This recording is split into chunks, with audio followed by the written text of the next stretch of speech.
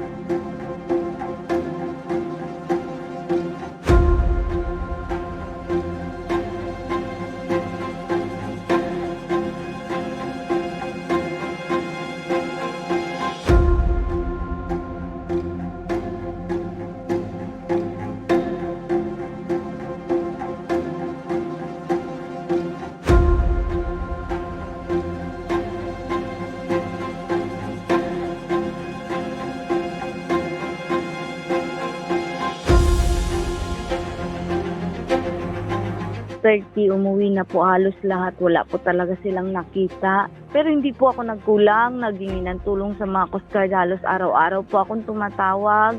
Kasi minsan hindi sila mag-contact pero laging sinasabi negative.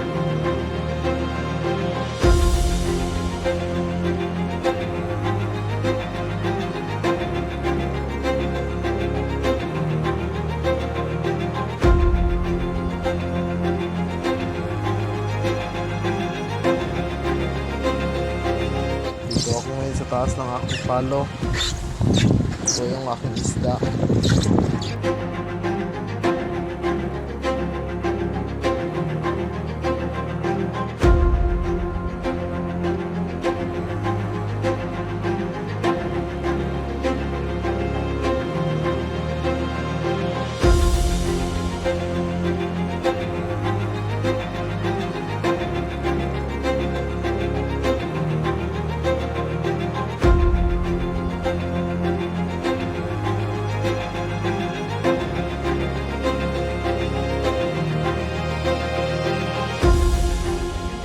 Sinira ko na lang yung mga box ko. Yun na lang po yung ginawa kong balsa para sagwanan yung bahura ng Rizalde.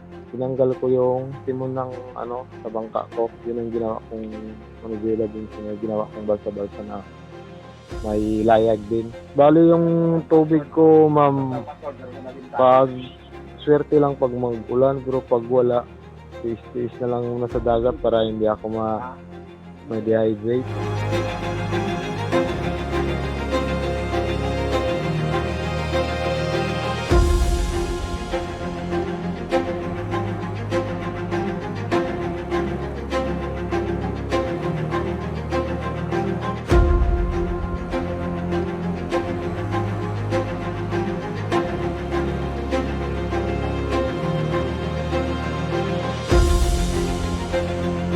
Hindi pa nga ako makatayo nun eh.